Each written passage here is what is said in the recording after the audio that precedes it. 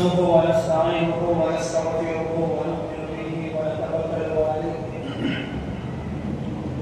ونعوذ بالله من شرور انفسنا ومن سيئات اعمالنا من يهده الله فلا مضل له ومن يضلل فلا هادي له ونشهد ان لا اله الا الله وحده لا شريك له ونشهد ان محمدا عبده ورسوله صلى الله عليه وعلى اله واصحابه وبارك وسلم تسليما كثيرا اما بعد.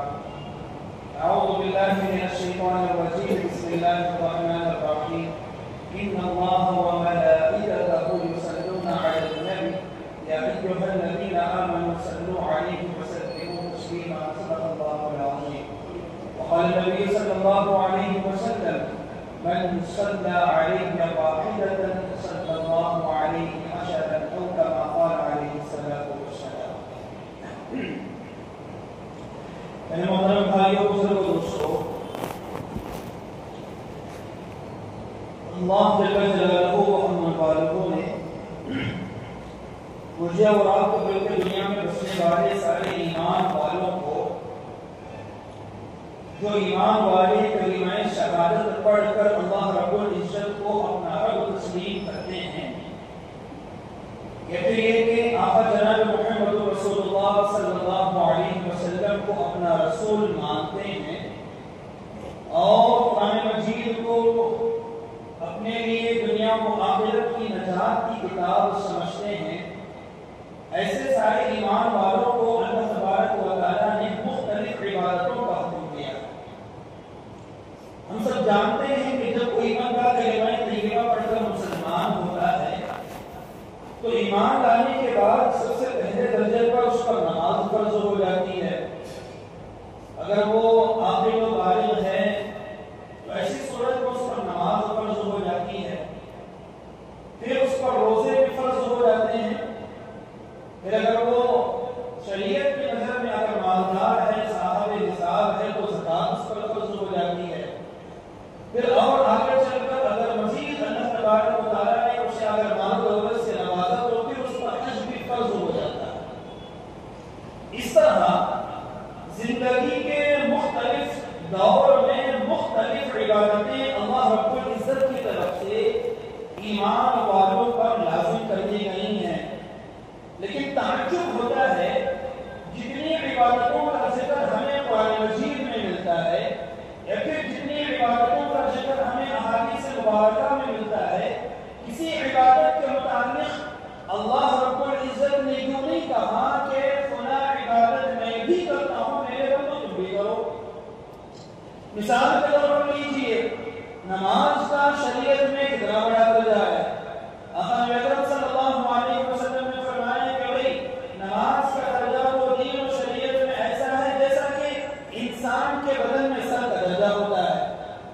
جیسے بغیر سر کے آدمی کا وجود نہیں، بغیر ہاتھوں کے آدمی کا وجود ہے، بغیر پیروں کے آدمی کا وجود ہے، لیکن سر کے بغیر کہیں کسی بھی انسان کا وجود نہیں ہوتا۔ تو فرمایا کہ بالکل اسی طرح شریعت کے اندر، دین کے اندر اسلام کا ہونا بڑا، نماز کا ہونا بڑا درجہ ہے۔ اللہ کے نبی علیہ السلام نے فرمایا کہ جس نے نماز کو قائم کیا اس نے دین کو قائم کیا، اور جس نے نماز کو چھوڑ دیا اس نے دین کو اٹھا لیا۔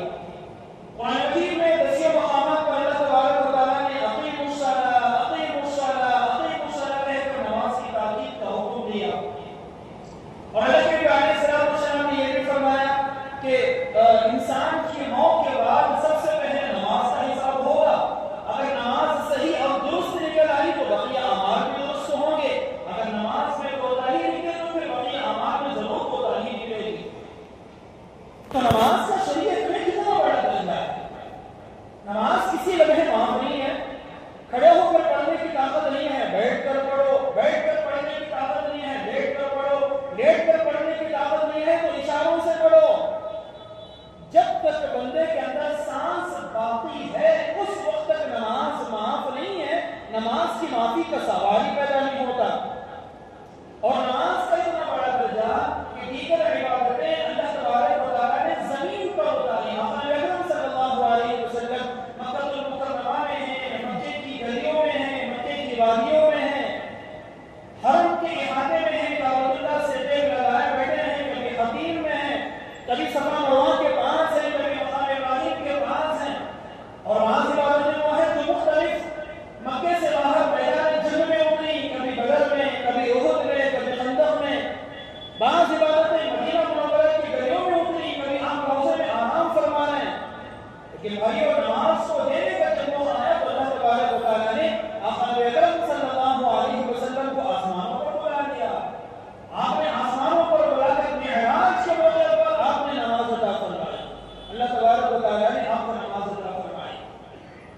اس سے پتہ چلتا ہے کہ نماز کتنی بڑی عبادت ہے. لیکن جتنی بڑی بھی عبادت ہو، نماز صرف بندوں کے حق میں ہے. اللہ رب العزت یا پھر فرشتوں کے حق میں نماز نہیں ہے. نماز اتنی بڑی عبادت تو اللہ نے کیوں نہیں کہا کہ میرے بندو میں بھی نماز پڑھتا ہوں، میرے فرشتے بھی نماز پڑھتے ہیں، لہٰذا تم بھی نماز پڑھو؟ ایسا ہے بھائی؟ ایسا تو نہیں ہے نا. اللہ نے کہیں ایسا نہیں کہا کہ میں بھی نماز پڑھتا ہوں، میرے فرشتے بھی نماز پڑھتے ہیں، تم بھی نماز پڑھو. ایسا نہیں ملتا. سمجھ رہے ہیں؟ روزہ کتنی بڑی عبادت. قرآن مجید میں اللہ تبارک و تعالیٰ نے روزے کے احکامات ذکر فرمائے. روزے کے بارے میں اللہ تبارک و تعالیٰ نے کیا فرمایا؟ دیگر عبادت وہ ہے جس کا ثواب متعین ہے، لیکن فرمایا کہ الصوم لی وانا اجزی بہ، روزہ میرے لیے ہے اور روزے کا بدلہ میں خود ہوں. روزے دار کو بدلے میں اللہ رب العزت مل جاتے ہیں. لیکن اللہ تبارک و تعالیٰ نے روزہ اپنی جگہ پر بہت بڑی عبادت ہے، لیکن اللہ نے روزے سے متعلق یوں نہیں کہا کہ روزہ میں بھی رکھتا ہوں، میرے فرشتے بھی روزہ رکھتے ہیں، میرے بندوں تم بھی روزہ رکھو. ایسا کہیں نہیں ملتا. شریعت کی نظر میں کوئی بندہ صاحب نصاب ہے، مالدار ہے، زکات فرض ہے، تو اللہ تبارک و تعالیٰ نے آپ کو زکات کہہ کر زکات کے احکامات اتارے. اللہ نے زکات کو فرض کیا. زکات کی بڑی فضیلت ہے. زکات میں انکار کرنے والے دائرہ اسلام سے خارج ہیں. لیکن زکات کی جتنی بڑی بھی فضیلت ہو، اللہ تبارک و تعالیٰ نے قرآن مجید میں یا پھر آقا نبی اکرم صلی اللہ علیہ وسلم نے احادیث مبارکہ میں کہیں یوں نہیں کہا کہ اللہ رب العزت خود بھی زکات دیتے ہیں، اس کے فرشتے بھی زکات دیتے ہیں، میرے بندو تم بھی زکات دیا کرو. ایسا نہیں ہے. حج کتنی بڑی عبادت. آقا نبی اکرم صلی اللہ علیہ وسلم نے فرمایا کہ ان الحج یہدم ما کان قبلہ. فرمایا کہ حج اتنی بڑی عبادت ہے، جب کوئی بندہ حج کر لیتا ہے تو حج کی برکت سے اللہ تبارک و تعالیٰ اس کی پچھلی زندگی کے تمام گناہوں کو معاف فرما دیتے ہیں. پچھلی زندگی کے تمام گناہ معاف ہو جاتے ہیں. جب بندہ حج سے واپس ہوتا ہے تو فرمایا کہ ایسے واپس ہوتا ہے گویا کہ وہ آج ہی پیدا ہوا ہے. جیسا بچہ جب پیدا ہوتا ہے تو بالکل گناہوں سے معصوم ہوتا ہے، شریعت کا مکلف نہیں ہوتا. بالکل اسی طرح فرمایا کہ حج اتنی بڑی عبادت کہ حج کرنے والا گناہوں سے ایسے پاک ہو جاتا ہے. لیکن حج اپنے جگہ پر جتنی بڑی عبادت ہو، اللہ نے حج سے متعلق کبھی یوں نہیں کہا کہ میں بھی حج کرتا ہوں، میرے فرشتے بھی حج کرتے ہیں، میرے بندوں تم بھی حج کرو. نہیں. نہ نماز سے متعلق ہمیں ایسا ملتا ہے، نہ روزے سے متعلق ہمیں ایسا ملتا ہے، نہ زکات سے متعلق ہمیں ایسا ملتا ہے، نہ حج سے متعلق ہمیں ایسا ملتا ہے، نہ قرآن مجید کی تلاوت سے متعلق ہمیں ملتا ہے. جتنے بھی نیک اعمال ہیں، جتنی بھی عبادتیں ہیں شریعت کے اندر، دین اسلام کے اندر، کسی بھی عبادت کے متعلق اللہ نے یوں نہیں کہا کہ یہ فلاں عبادت فلاں کام میں بھی کرتا ہوں، میرے فرشتے بھی کرتے ہیں، میرے بندو ایمان والو تم بھی کیا کرو. ایسا نہیں ہے. لیکن قرآن مجید کو پڑھ کر دیکھیں تو پتہ چلتا ہے کہ ساری عبادتوں کے اندر ایک عبادت ایسی ہے، سارے اعمال کے اندر ایک عمل ایسا ہے جس عمل کے متعلق، جس عبادت کے متعلق اللہ رب العزت نے قرآن مجید میں فرمایا کہ یہ کام میں بھی کرتا ہوں، میرے فرشتے بھی کرتے ہیں، اے ایمان والو تم بھی یہ کام کیا. ذرا سوچو وہ کتنی عظیم عبادت ہوگی، وہ کتنا بڑا عمل ہوگا. یعنی مطلب یہ ہے کہ جب کوئی بندہ اس کام کو کرتا ہے تو اس کام کو کرنے میں، اس عمل کو کرنے میں، اس عبادت کو کرنے میں وہ اللہ رب العزت کے ساتھ شامل ہو جاتا ہے، اللہ کے فرشتوں کے ساتھ شامل ہو جاتا ہے.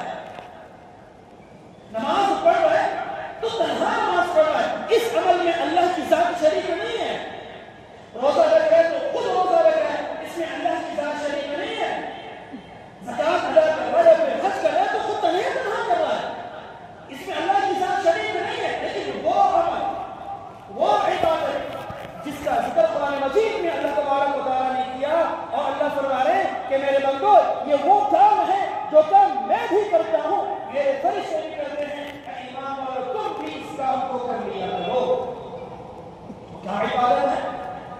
کیا عمل ہے، اس عمل کو جس آیت میں اللہ تبارک و تعالیٰ نے ذکر کیا، اس آیت کو میں نے ابھی تلاوت کی شروع خطبے میں، اللہ تبارک و تعالیٰ فرما رہے ہیں قرآن مجید کے اندر، اور یہ وہ آیت کریمہ ہے جس کو جمعہ کے موقع پر ہم بار بار سنتے ہیں۔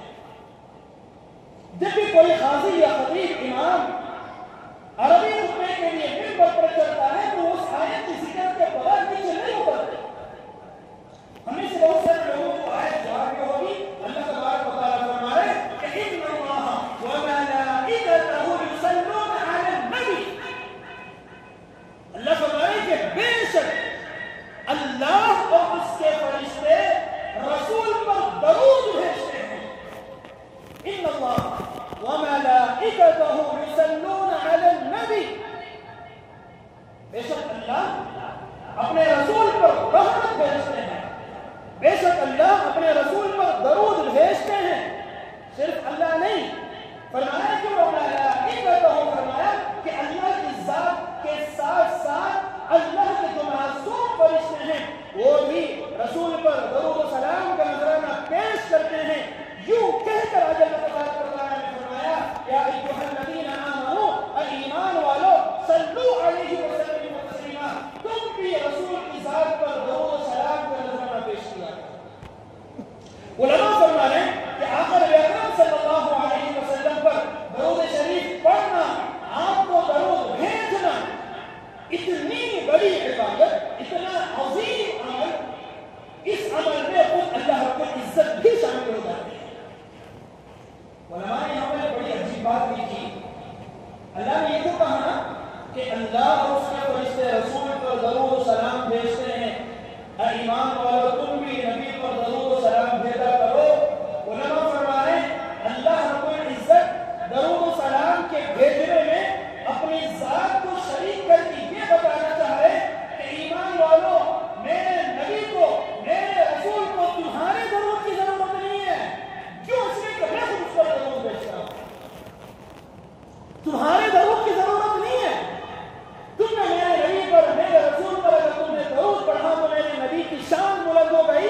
ارے تمہارے درود پڑھنے سے کیا شان بلند ہوگی؟ ان کی شان تو پہلے سے بلند ہے، وَرَفَعْنَا لَكَ ذِكْرَكَ، ان کی شان تو پہلے سے بلند ہے تمہارے درود پڑھنے سے، لیکن تمہارے سلام پڑھنے سے میرے نبی کی شان بلند نہیں ہوگی، بلکہ تمہارے درود پڑھنے سے تمہارے مسائل حل ہو جاتے ہیں، تم میرے نزدیک محبوب بن جاتے ہو، تم میرے آقا کے محبوب بن جاتے ہو۔ تو بھائیوں، بڑے افسوس کی بات ہے کہ آقا نبی اکرم صلی اللہ علیہ وسلم کے ہم پر کتنے احسانات ہیں، کتنے احسانات ہیں، اتنے احسانات ہونے کے باوجود آج ہماری غفلت کا یہ عالم ہے کہ درود شریف آج ہماری زبان سے غائب ہے، زبان سے غائب ہے۔ آقا نبی اکرم صلی اللہ علیہ وسلم نے خود کتنی ترغیب دی ہے، کتنی روایتیں بھری پڑی ہیں۔ ایک صحابی ہے حضرت ابی بن کعب رضی اللہ عنہ، وہ ایک مرتبہ آقا نبی اکرم صلی اللہ علیہ وسلم کی خدمت میں آئے، آخر کہنے لگے یا رسول اللہ صلی اللہ علیہ وسلم، میں آپ پر درود پڑھنا چاہتا ہوں، ذرا مجھے بتائیں تو صحیح کہ میں اپنے پورے اوقات میں سے کتنا وقت آپ کے درود کے لیے متعین کروں؟ تو آقا نے فرمایا کہ جتنا تمہارا دل چاہے۔ تو انہوں نے کہا کہ میں 1/3، سمجھتے ہیں نا 1/3، اپنے پورے اوقات میں سے جو 1/3 جو 1/3 وقت ہے وہ آپ پر درود پڑھنے کے لیے مقرر کرتا ہوں۔ تو آقا نے فرمایا کہ ٹھیک ہے، اگر تمہارا جی چاہے تو تم اور بڑھا سکتے۔ وہ صحابی سمجھ گئے، کہنے لگے یا رسول اللہ ایک کام کرو، میں ایسا کرتا ہوں کہ اپنے پورے اوقات میں سے آدھا وقت آپ پر درود کے لیے متعین کر دیتا ہوں، بس آپ پر درود پڑھنا ہی پڑھنا ہے، کوئی کام نہیں ہوگا۔ تو آقا صلی اللہ علیہ وسلم نے سنا، فرمایا کہ ٹھیک ہے، لیکن اگر تمہارا دل چاہے تو تم اور بڑھا سکتے ہو۔ انہوں نے کہا چلیے ٹھیک ہے اور بڑھاتے ہیں۔ انہوں نے کہا کہ میں اپنے پورے اوقات میں سے اور تھوڑا آگے کروں، ٹھیک ہے، یعنی 2/3 وقت میں آپ پر درود کے لیے متعین کر دیتا ہوں اور میرا کوئی کام نہیں ہوگا۔ تو آپ نے فرمایا ٹھیک ہے، لیکن اگر تم چاہے تو اور بڑھا سکتے ہو۔ اس وقت حضرت ابی بن کعب رضی اللہ عنہ نے فرمایا آقا میں اپنا پورا وقت آپ پر درود پڑھنے کے لیے متعین کر دیتا ہوں. جب یہ جملہ حضرت ابی بن کعب نے کہا تو آقا اکرم صلی اللہ علیہ وسلم نے جواب میں دو جملے کہے اس کو سن لیں اور دل کی تختی پر لکھ کر جائیں. قسم بخدا اگر درود شریف کے پڑھنے کو اگر ہم نے زندگی کا حصہ بنا لیا, زندگی کا جز بنا لیا, قسم بخدا کوئی غم نام کی چیز ہماری زندگیوں میں باقی نہیں رہے. ہم اللہ کے محبوب ضرور ہوں گے, اللہ کے رسول کے محبوب تو ضرور ہوں گے, لیکن دنیاوی مسائل, حادثات, پریشانیاں, بیماروں کا معاملہ, صحت کا معاملہ, کاروبار کا نقصان, کتنے مسائل ہمارے اندر بنا رہے. پڑھ کے دیکھیں درود شریف کو, بنائے زندگی کا حصہ, پھر ہے کسی غم کے اندر مجال کے وہ باقی رہے. آقا نے فرمایا وہ جملے میں نقل کر کے اپنی بات کو ختم کر دیتا ہوں. فرمایا کہ اذن تکفی ہمک, فرمایا کہ ابی سنو اگر تم اپنا پورا وقت مجھ پر درود پڑھنے کے لیے اگر مقرر کر دیتے ہو تو تمہیں پہلا انعام یہ ملے گا کہ تمہارے سارے غموں کو ختم کرنے کے لیے یہ درود کافی ہو جائے. تمہارے ہم کا مطلب عربی زبان میں اس غم کو کہتے ہیں جو غم انسان کو موت کے منہ میں ڈھکیل دیتا ہے. عربی زبان کی خاصیت ہے الگ ہے. ہم اس کے معنی بھی غم کے آتے ہیں, حزن کے معنی بھی غم کے آتے ہیں, لیکن علماء فرماتے ہیں کہ ہم سے وہ غم مراد ہے جو انسان کو موت کے منہ میں ڈھکیل دے. ہمیں فرمایا کہ اگر تم استغفار کرو گے تو سارے غموں کو ختم کرنے کے لیے وہ تمہارا درود کافی ہو جائے گا. پھر دوسری بات فرمائی ہمیں, فرمایا کہ فرمایا کہ تمہارا درود شریف پڑھنے کی برکت سے اللہ تبارک و تعالیٰ تمہاری پچھلی زندگی کے تمام گناہوں کو معاف فرمائے. ایک آخری حدیث میں اگر اپنی بات کو ختم کر لیتا ہوں. ویسے عام دنوں میں بھی ہمیں خوب کثرت سے درود شریف پڑھنا ہے, لیکن خاص کر جمعہ کی رات شروع ہو جاتی ہے تو پھر آقا نے اتنی ترغیب دی کثرت سے درود پڑھیں.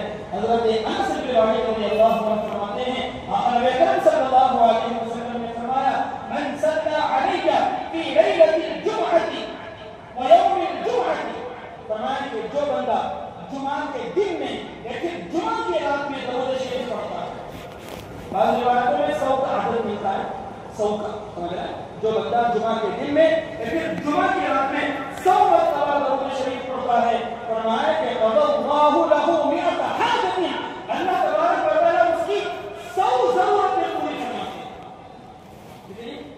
100 ضرورتیں. آج اللہ کے رسول نے فرمایا 70 من حوائج الآخرہ و 30 من حوائج الدنیا, فرمایا کہ ان 100 ضرورتوں میں, ان 100 حاجتوں میں 70 ضرورتوں اور حاجتوں کا تعلق آخرت سے ہے اور 30 ضرورتوں اور حاجتوں کا تعلق دنیا سے. ہر جمعہ پڑھ کے دیکھیں 100 مرتبہ, ہر جمعہ اگر ہم 100 مرتبہ درود شریف کم سے کم 100 پڑھو کریں. میں تو دوستوں سے یاد کرتا ہوں کہ مقدار کو بڑھاتے رہو, 300 کرو, 1000 کرو, سمجھے. اگر آپ ہر جمعہ کم سے کم 100 پڑھنے کا اہتمام کرتے ہیں اور اس کی برکت سے اللہ تبارک و تعالیٰ 30 ضرورتیں اگر ہماری پوری کرنا شروع کر دیں تو پھر جب کوئی ضرورت ہماری باقی رہے. اللہ تبارک و تعالیٰ سے دعا ہے کہ اللہ تبارک و تعالیٰ ہمیں کثرت سے درود پاک پڑھنے کی توفیق عطا فرمائے. آمین. وآخر دعوانا الحمدللہ رب العالمین.